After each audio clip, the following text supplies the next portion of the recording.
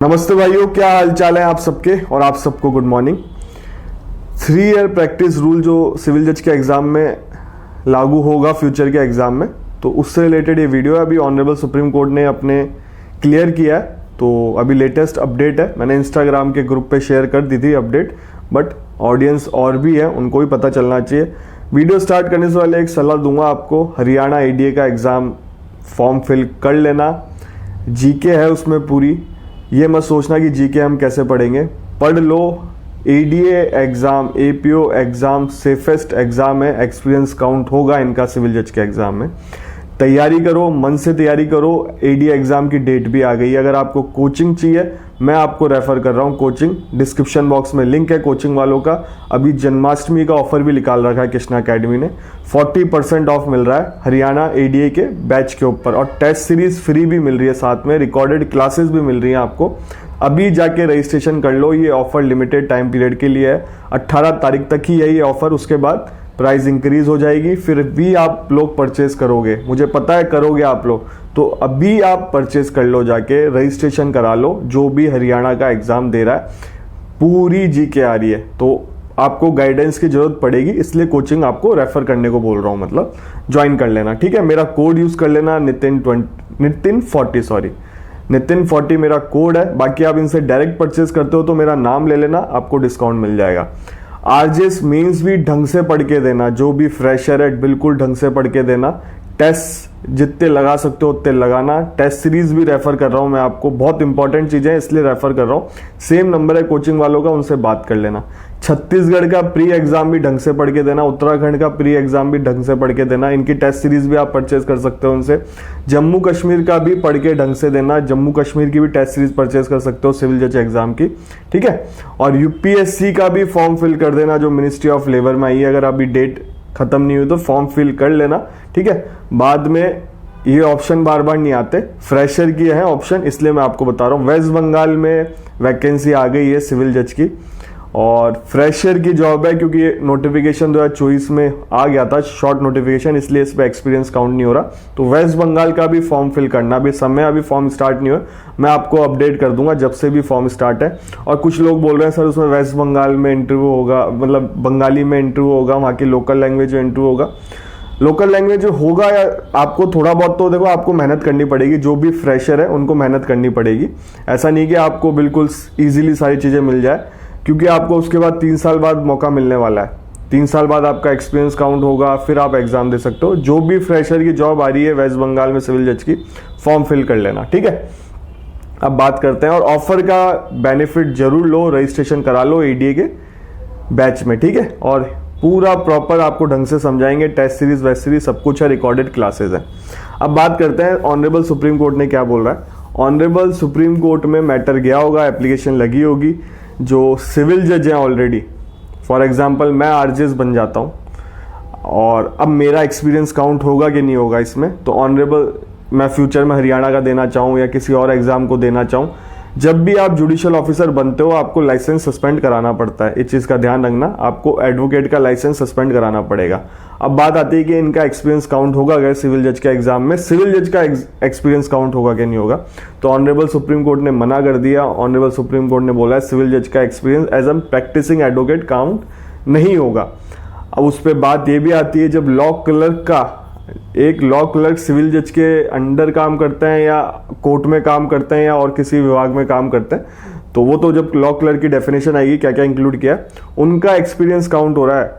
But civil जज का experience count करने से ऑनरेबल सुप्रीम कोर्ट ने मना कर दिया। आप लोग जजमेंट पढ़ सकते हो, न्यूज़ पढ़ सकते हो, सर्च कर लो। तो ड्रॉबैक ये है, फॉर एग्जाम्पल बहुत सारे बच्चे होते हैं जो अदर स्टेट का एग्जाम दे लेते हैं, जिनको 3 साल कंप्लीट हो गए उसके बाद दे रहे हैं, कोई दिक्कत नहीं, इसमें कंटिन्यू प्रैक्टिस तो आ नहीं रही। Continue practice word honourable supreme court ने कहीं नहीं कहा था अपने जजमेंट में। तो अगर आप 3 साल हो गए हैं आपको, उसके बाद आप कोई एग्जाम देते हो, तो 3 साल का आपका एक्सपीरियंस तो है आपके पास, आप एग्जाम दे सकते हो। बाकी जब रूल आएंगे और सारी चीजें क्लियर हो जाएंगी। बट जो फ्रेशर लग रहा है, फॉर एग्जाम्पल आप दिल्ली से आप राजस्थान लग गए, फ्रेशर लगे हो या तो अभी लगे हो ऑलरेडी, अब आप हरियाणा का देना चाहते हो एग्जाम, तो आप लोग नहीं दे सकते, क्योंकि जब नई वैकेंसी आएगी उसमें आपका एक्सपीरियंस काउंट ही नहीं होगा सिविल जज का। तो ये चीज़ हुई है और ये ऑनरेबल सुप्रीम कोर्ट ने अभी 1-2 दिन पहले क्लियर किया है। मैंने अपने इंस्टाग्राम के ग्रुप पे डाल दिया था। रिव्यू पिटीशन पे अभी फैसला नहीं आया, रिव्यू पिटीशन अलग है, ये मैटर अलग है, ठीक है। अगर किसी को पता हो रिव्यू पिटीशन में कुछ हुआ हो, मुझे तो अभी तक ऐसे नॉलेज में है नहीं। मैं देखता रहता हूँ ऐसे न्यूज़, सब कुछ सर्च करता रहता हूँ। अभी तक मेरे नॉलेज में है नहीं कि उसमें हियरिंग भी हुई हो, लिस्टिंग हुई हो, ऐसा मुझे नॉलेज में आया नहीं। बाकी किसी को नॉलेज में हो तो कमेंट जरूर करके बता देना, बच्चों की हेल्प हो जाएगी। तो मैं आपको यही कहूँगा, जो वैकेंसी एपीओ की हैं उनको ढंग से पढ़ के दो। हरियाणा एग्ज़ाम ढंग से पढ़ के दो, बिहार में एपीओ का एग्ज़ाम आएगा उसके लिए पढ़ो, दिल्ली में आएगी, उसको होल्ड पे कर दिया पर आएगी, यूपी में वैकेंसी आएगी एपीओ की, आज राजस्थान में भी आ सकती है एपीओ की वैकेंसी। और जो भी एग्ज़ाम है, एक बार जॉब ले लो या प्रैक्टिस कर सकते हो तो प्रैक्टिस कर लो, घर मत बैठना, ठीक है। कॉलेज पास आउट होते या तो एपीओ एग्ज़ाम की तैयारी करना या किसी और एग्ज़ाम की तैयारी करना या प्रैक्टिस करने लग जाना, ठीक है। 3 साल में बहुत अच्छी प्रैक्टिस जमा लोगे आप, फिर आप सोचोगे कि हम जज का एग्ज़ाम दे या नहीं दे, क्योंकि आपकी ठीक ठाक इनकम होने लग जाएगी। अगर आप उसके बाद भी देना चाहते हो जज का एग्ज़ाम तो आपके ऊपर है। तो ये ऑनरेबल सुप्रीम कोर्ट ने बोला है अभी। और बाकी देखो क्या है, आप खुद भी अपनी राय रखना कि एक सिविल जज का एग्ज़ाम हो रहा है और सिविल जज का एक्सपीरियंस काउंट नहीं हो रहा। सोचने वाली बात है।